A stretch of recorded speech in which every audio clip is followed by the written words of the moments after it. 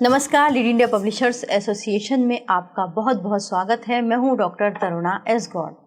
प्रसिद्ध एंकर सुधीर चौधरी का कुछ बहुत बड़ा चोरी हो रहा है, इसीलिए वो दिल्ली हाई कोर्ट पहुंचे हैं और उन्होंने कोर्ट की शरण ली। नाम, आवाज़, छवि और पहचान किसी भी इंसान की असली दौलत होती है, असली पहचान होती है। लेकिन अगर ये सब कुछ किसी और के हाथों में किसी मशीन के जरिए गलत तरीके से इस्तेमाल होने लगे तो क्या होगा? दिल्ली हाई कोर्ट ने इसी अहम सवाल पर एक ऐतिहासिक फैसला सुनाया है। मशहूर पत्रकार और दूरदर्शन एंकर सुधीर चौधरी के नाम, आवाज़ और चेहरों का इस्तेमाल करके कुछ सोशल मीडिया प्लेटफॉर्म्स एआई से बनाए गए डीप फेक वीडियोस वायरल कर रहे थे। इन वीडियोस में उनकी झूठी बातें डाली जा रही थी, मानो ये खुद सुधीर चौधरी ही कह रहे हो, जबकि ये पूरी तरीके से नकली थे। सुधीर चौधरी ने इस पूरे मामले में दिल्ली हाई कोर्ट का दरवाजा खटखटाया। जस्टिस मनप्रीत सिंह अरोड़ा ने सुनवाई करते हुए इस मामले में स्पष्ट कहा कि सुधीर चौधरी के नाम, आवाज और छवि और पहचान की रक्षा की जाएगी। कोर्ट ने आदेश दिया कि ऐसे सभी एआई जनरेटेड और डीप फेक वीडियोस को उनकी अनुमति के बिना इंटरनेट पर अपलोड किए गए हैं, उन्हें तुरंत हटाया जाना चाहिए।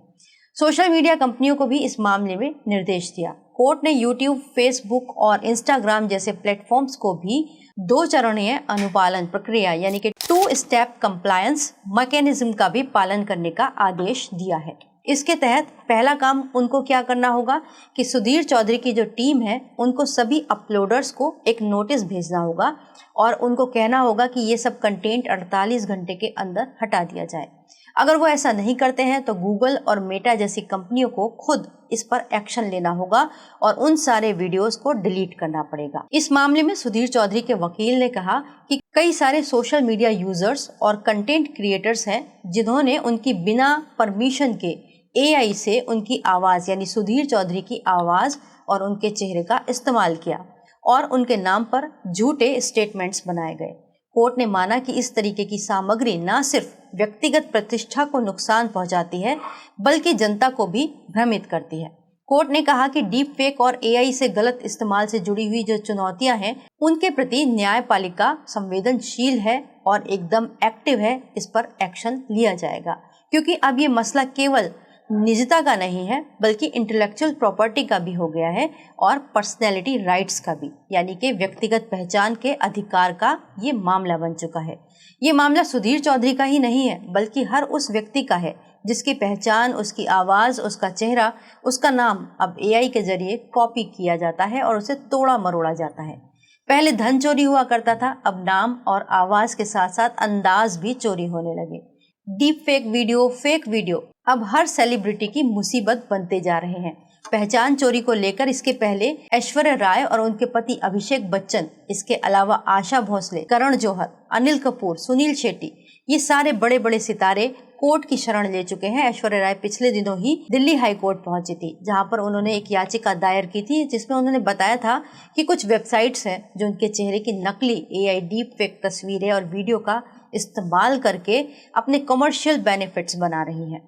ये उनकी बिना परमिशन के हो रहा था और उनकी प्रसिद्धि का फायदा उठाया जा रहा था। इस मामले में दिल्ली हाई कोर्ट ने फैसला दिया और एक मजबूत संदेश दिया। उन्होंने कहा कि कृत्रिम बुद्धिमत्ता के इस युग में भी इंसान की असली पहचान कानून की निगरानी में सुरक्षित रहेगी। एआई और डीप फेक के इस युग में कानून और नैतिकता दोनों की भूमिका और पहले से कहीं ज्यादा अहम हो गई है। अब इस मामले में जो कोर्ट ने कहा था कि सभी कंपनीज को, जो भी ये इन्फ्लुएंसर्स हैं या फिर जो यूट्यूबर्स हैं, उनको कहा था कि वो अपने वीडियोस को डिलीट कर दें। वो किस प्रोसेस के तहत कहा था? असल में 2021 के अंदर ये एक रूल आया था, आईटी रूल 2021 के तहत, जिसमें सरकार ने कुछ गाइडलाइंस बनाई थी। इसमें यह कहा गया था कि जब अगर मान लीजिए अगर किसी व्यक्ति को लगता है कि जो खबरें आपके YouTube चैनल पर या फिर कोई कंटेंट आपके YouTube चैनल पर या फिर आपके इंस्टा पर या किसी भी सोशल मीडिया प्लेटफॉर्म पर चल रहा है, उससे सामने वाले व्यक्ति की प्रतिष्ठा की हानि हो रही है, तो वो उसके खिलाफ शिकायत कर सकता है। सबसे पहले वो आपको ही नोटिस भेजेगा कि इस कंटेंट को हटा लीजिए और आपको ये काम 48 घंटे के अंदर करना होगा। यहाँ तक कि आपको इस काम के लिए एक ग्रेवियंस रीएड्रेसल ऑफिसर भी रखना होगा, यानी वो व्यक्ति रखना होगा जो ऐसी शिकायतों को सुने और उस पर तुरंत एक्शन ले। अखबारों में या फिर न्यूज़ चैनल्स में या फिर डिजिटल प्लेटफॉर्म्स में ये काम एडिटर भी कर सकता है। तो अगर आप भी यूट्यूबर हैं या फिर आप भी न्यूज़ चलाते हैं और इसी तरीके के आपने AI जनरेटेड आवाज़ कॉपी कर रखी है, जैसे बहुत सारे लोग अमिताभ बच्चन की आवाज़ को कॉपी करते हैं और इसी तरीके से बहुत सारे चेहरे मोहरे यूज़ कर रहे हैं, तो आप इन कंटेंट को तुरंत प्रभाव से खुद ही हटा लीजिए, वरना सामने वाला व्यक्ति कोर्ट जाएगा और आपको इस मुसीबत का सामना करना पड़ेगा। तो ये IT रूल 2021 के तहत नियम है कि अगर आप ये खुद नहीं हटाएंगे तो जो कंपनियां, जो प्लेटफॉर्म इसको रन कर रही हैं, जैसे गूगल है या फिर मेटा है, वो खुद ब खुद आपकी कंटेंट को पूरा ही डिलीट कर देगा।